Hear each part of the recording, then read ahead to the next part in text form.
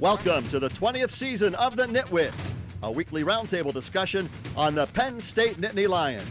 Our panel includes Neil Rudell of the Altoona Mirror and Mark Brennan of FightOnState.com.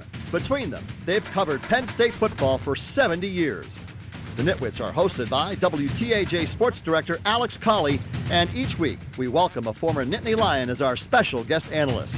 The NitWits are brought to you by Irwin Financial, Raymond James, an independent firm, and a firm foundation for your financial future.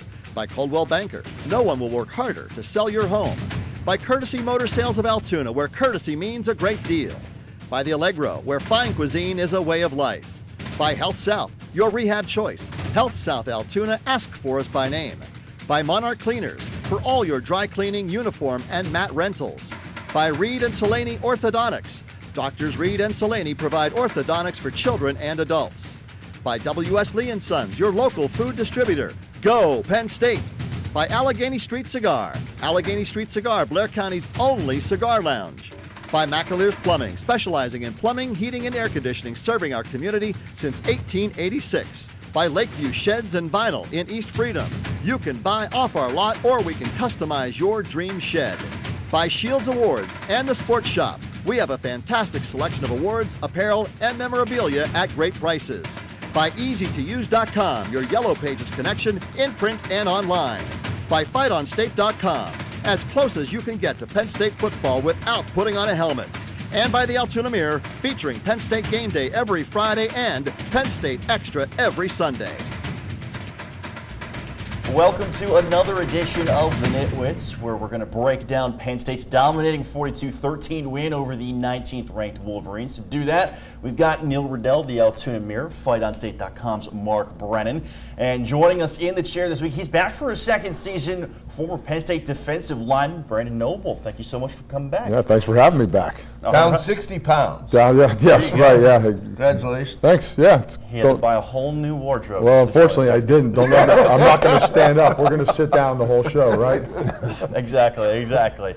All right, well, we're jumping right into the game. Lots to like in this one, but what stood out to you guys the most? Well, I think it was the most complete big game performance that we've seen. I mean, we've seen a lot of great moments here in the last 2 years, but what a dominating performance, both sides of the ball. Just couldn't be more impressed with the entire night. The whiteout, the atmosphere, the embrace of everyone, and the way the team played. Just A+. I thought you gave Penn State a bye week heading into a big game, and boy, did they put it to good use. You know, the coaching staff, I thought, just did an absolutely terrific job. Even though I don't think the play was flawless, I think from a coaching perspective, again, you have to give an A+. They came out with new wrinkles kind of on both sides of the ball, not just offense, but also defense. And the players were allowed to heal up a little bit. The offensive line looked like a completely different unit. So across the board, when you talk about a bye week, you always worry if a team's going to come out maybe a little bit flat. They didn't. They put that bye to great use heading into the stretch run, and I don't know that game. Well, I shouldn't say that because they actually could have scored more points. That's the scary part about it. If the execution had been a little bit better in that second quarter, but overall, just tremendously coached game. Another big statement by James Franklin and his staff. He's matched up against what's considered a marquee coaching staff in A coach circles around him, in my view. Yeah, absolutely. When you look at Michigan's defense, right, and Don Brown and the pressure that he brings, going to what you were saying, Mark, the use of the bye week to set the matchups up, right? When you bring pressure like that, you're playing man-to-man behind everything, right? And McSorley did a great job of finding that matchup, whether it was Barkley on a linebacker or Gesicki, against a safety, whatever it was, a wide receiver and a linebacker. They did a great job of finding those things and then exposing them and taking advantage of them. I thought it was the best that we've seen. He's had bigger number games, but Deshaun Hamilton to me was just a huge factor in the game. Great catches, tough plays, blocking, the running after the catch. I mean, it was a showcase of him. Well, that's the thing. I mean, Saquon Barkley's obviously the Heisman candidate and probably the Heisman favorite after this, but as I was breaking down this game and I'm looking at team MVPs, I don't know that he's in my top 3. I mean, obviously he had a great game, but McSorley was tremendous. Well, he had to be your player of the game. McSorley? Yeah. Yeah, Kabinda was unbelievable on defense, and then Deshaun Hamilton, a lot of what he did helped open things up for Saquon, obviously not on the first play or the second play of the game, but as the game went along. So that's when you get that many people contributing at that level, that's telling you you're a really good football team. When it comes to the Heisman talk, a lot of people said Barkley needed a good one. How did he live up to that? Well, he keeps doing enough to keep himself as the front runner. The guy dropped a ball, so he's got it's like the 15 first push-ups. thing he's ever done wrong. 15 push-ups in practice today. But the way they're using him, he gets 69 yards on the first carry. He only got 39 on the next 14. So that's something that we'll see how that translates going forward, but he's still doing enough to keep it. A lot of these Heismans are lost. The fact that he's still in the conversation, I think he's on course. Well, when you look at what he does for the team in general, right, and that's what it is, it's the best college football player, right? It doesn't mean he has to be the best running back. It's the best college football player, and he does it all, and he does it all really, really well. And the other thing that he does is he creates matchup issues that defenses have to account for him, which allows McSorley and Hamilton and Gesicki to go play great games. Yeah, and that's a great point, Brandon. You don't look at McSorley having, 3 rushing touchdowns if people aren't paying very close attention to what Saquon's doing. So while I said, McSorley's obviously the clear MVP, there's give and take there. It's complementary football. And that's the other thing I would say about this game. Once again, James Franklin, it's almost a cliche when coaches talk about complementary football, but when you talk about the offense, the defense, and the special teams all contributing to kind of each other, again, terrific job by all 3 aspects in a big game. I liked how aggressive they were right from the jump. They win the toss, they take the ball. Okay, we almost got whiplash. I mean, we've seen them defer against Coastal Carolina. So, I mean, the fact that they had made a statement and put that kind of confidence in their offense, I thought was impressive. Yeah, that's the way these guys coach, though, right? And they're kind of, the coaching staff is what's leading that kind of excitement and enthusiasm and confidence that they have on offense right now. Give us the ball against one of the best defenses in the country, and let's start this thing out right. Brandon, you played with some defensive players, and yourself, I mean, you're obviously an NFL player for a long time. As you look at this group, I've said it, I don't know that there's a superstar on this defense, but the depth, I mean, Marcus Allen, I think you could say, and Kabinda starting to play well, but the depth and the level of athleticism, I mean, is that what is making this group as good as what it is? Yeah, I think Brent Pry's done a great job, and he's playing aggressive. And as a defensive player, that's how you want to play, right? I don't want to read, I don't want to react, I want to go get after an offense. And they're bringing pressure from everywhere. And the athletic ability out there is scary. Like I joke around now, like I would not be recruited to play at Penn State.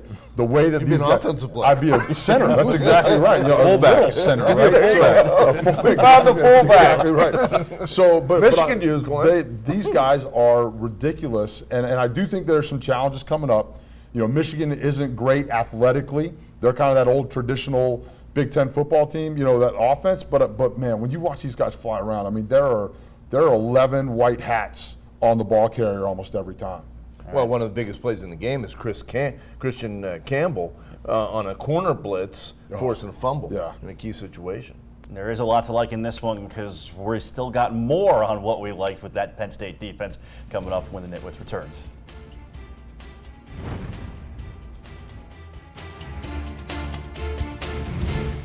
The NitWits are brought to you by Irwin Financial, Raymond James, an independent firm, and a firm foundation for your financial future.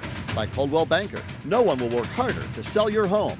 By Courtesy Motor Sales of Altoona, where courtesy means a great deal. By The Allegro, where fine cuisine is a way of life. By Health South, your rehab choice. Health South Altoona, ask for us by name. We now return to the NitWits. A roundtable discussion of Penn State football. Welcome back. All week long, there was plenty said about Michigan's defense. Some Nittany Lions said after last night's win that they took that as a chip on their shoulder into this one. How impressed were you with Brent Pry's side of the ball? Well, I mean, the fact Jason Kabinda actually said that after the game, and I love Jason Kabinda because he's not afraid to speak his mind, and he does it in a respectful way. But Jason, I would just like to say I'm glad I helped put that chip on your shoulder, because I am one of the many people who thought that the Michigan defense, at least that starting unit, maybe not as deep as Penn State, I thought they were better, and they weren't. I mean, Penn State was more athletic, hit harder, was better coached. Thought the Penn State defense just did a terrific job. Clearly, when you look at the differences in that game, the way the defense stepped up was huge. The one issue I think they had was sudden turnover situations, but they tightened things up later in the game and ended up playing really well. Well, not to exonerate you, because it is nice when you're wrong at least once.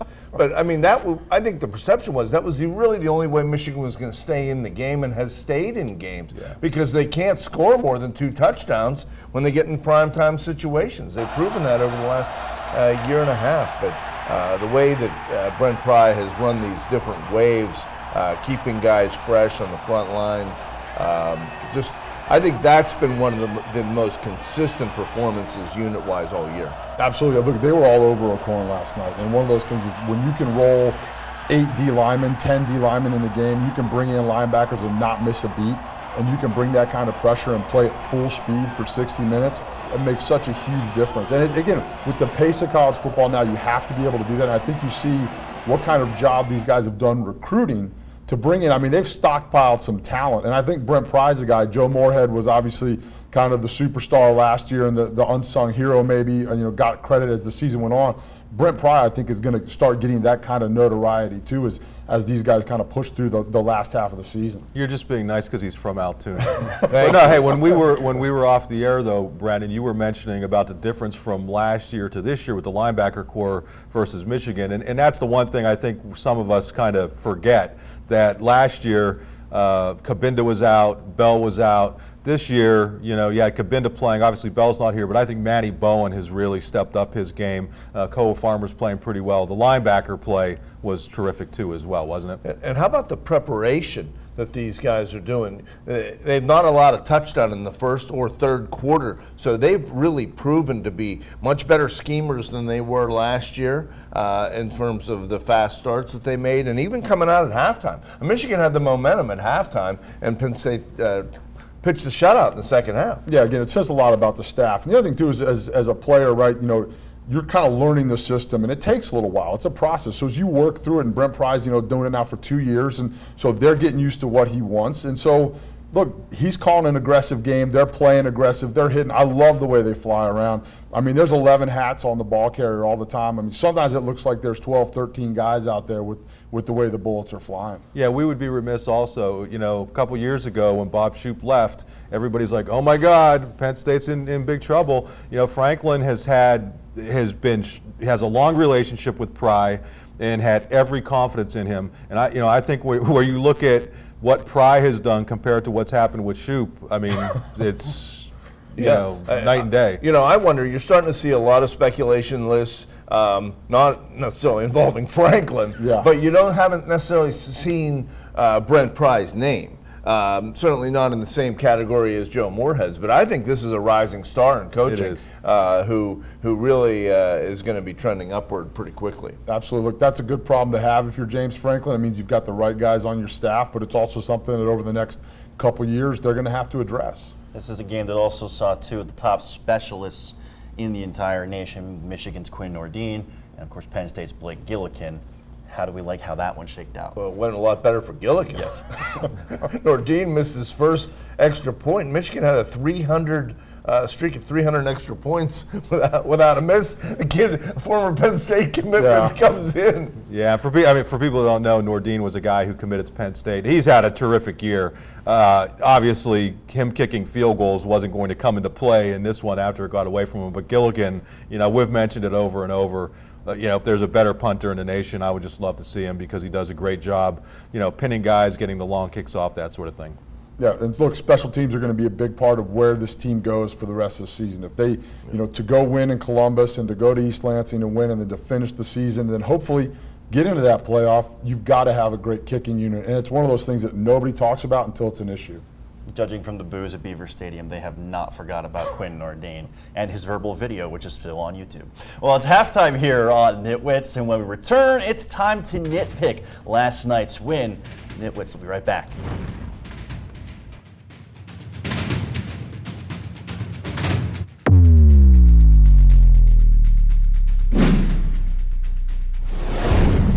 The Nitwits are brought to you by Monarch Cleaners for all your dry cleaning, uniform, and mat rentals. By Reed and Solaney Orthodontics. Doctors Reed and Solaney provide orthodontics for children and adults. By W.S. Lee & Sons, your local food distributor. Go Penn State. By Allegheny Street Cigar. Allegheny Street Cigar, Blair County's only cigar lounge. By McAleer's Plumbing, specializing in plumbing, heating, and air conditioning, serving our community since 1886.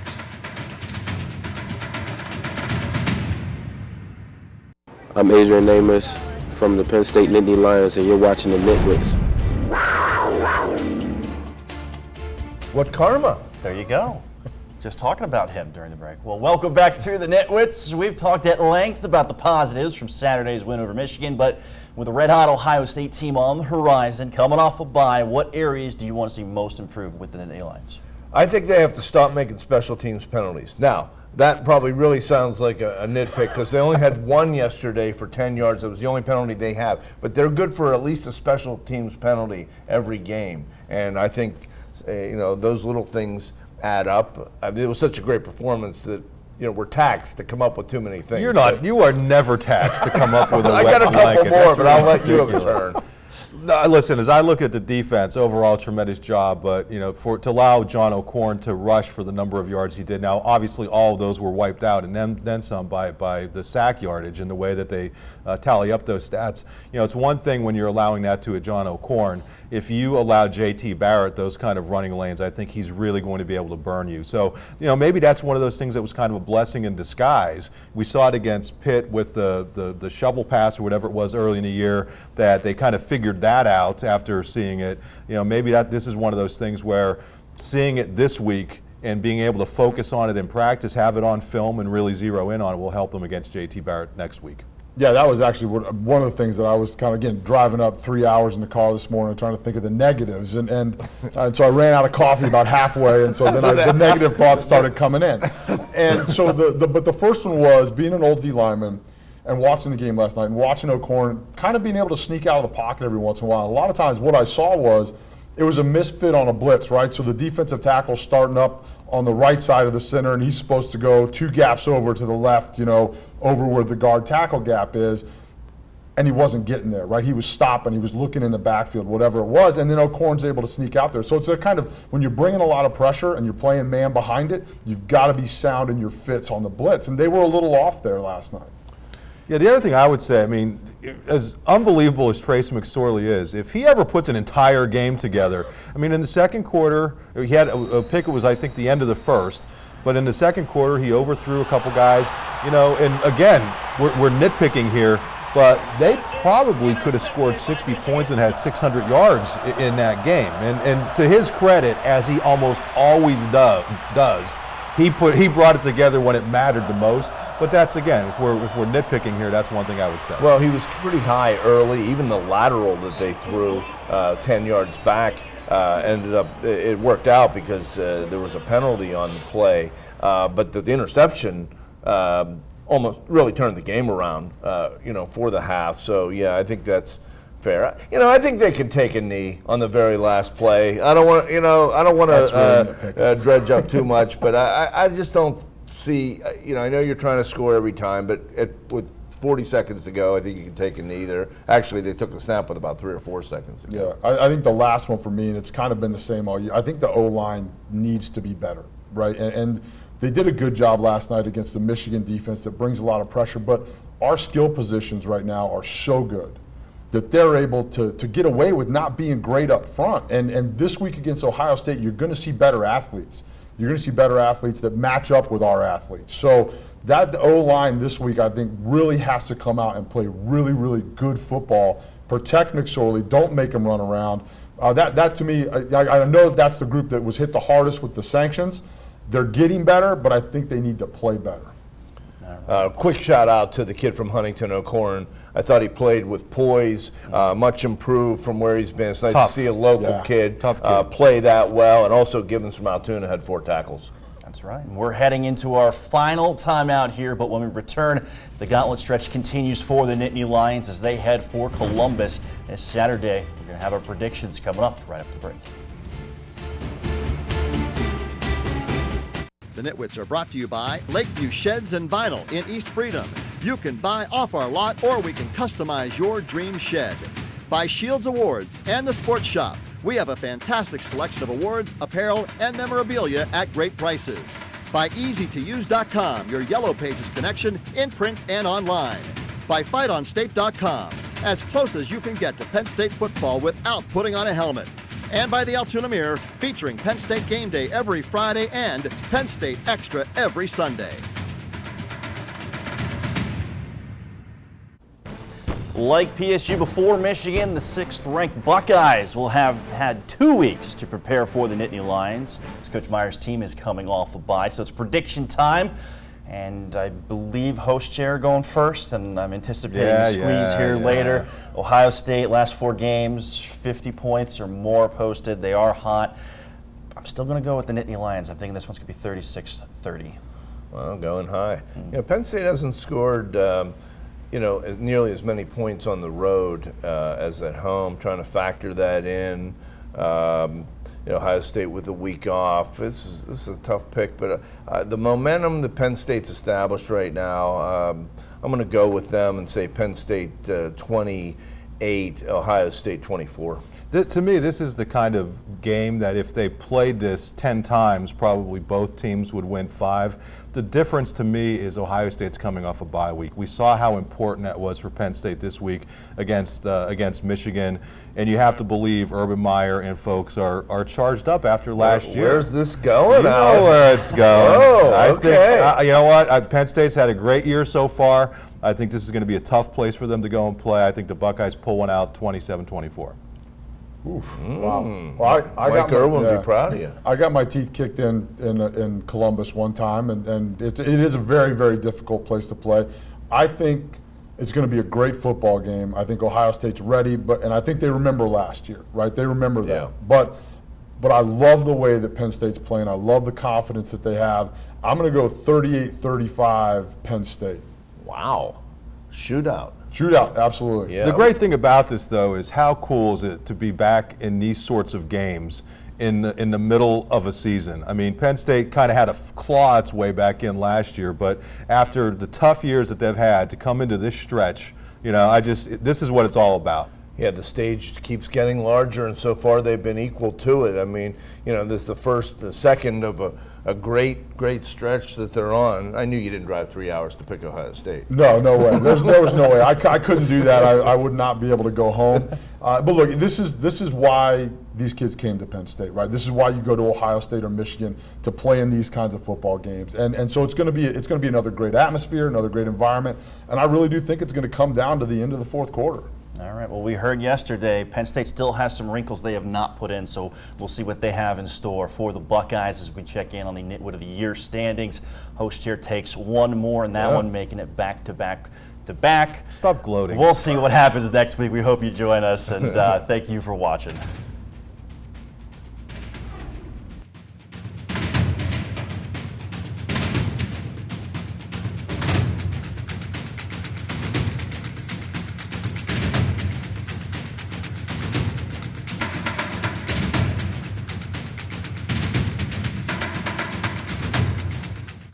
The Nitwits are brought to you by Irwin Financial, Raymond James, an independent firm, and a firm foundation for your financial future. By Coldwell Banker, no one will work harder to sell your home. By Courtesy Motor Sales of Altoona, where courtesy means a great deal. By the Allegro, where fine cuisine is a way of life. By Health South, your rehab choice. Health South Altoona, ask for us by name. By Monarch Cleaners, for all your dry cleaning, uniform, and mat rentals. By Reed and Solani Orthodontics. Doctors Reed and Solani provide orthodontics for children and adults. By W.S. Lee & Sons, your local food distributor. Go, Penn State! By Allegheny Street Cigar. Allegheny Street Cigar, Blair County's only cigar lounge. By McAleer's Plumbing, specializing in plumbing, heating, and air conditioning, serving our community since 1886. By Lakeview Sheds and Vinyl in East Freedom. You can buy off our lot or we can customize your dream shed. By Shields Awards and the Sports Shop. We have a fantastic selection of awards, apparel, and memorabilia at great prices. By EasyToUse.com, your Yellow Pages connection in print and online. By FightOnState.com, as close as you can get to Penn State football without putting on a helmet. And by the Altoona Mirror, featuring Penn State Game Day every Friday and Penn State Extra every Sunday. Thanks for watching, and we'll see you next week.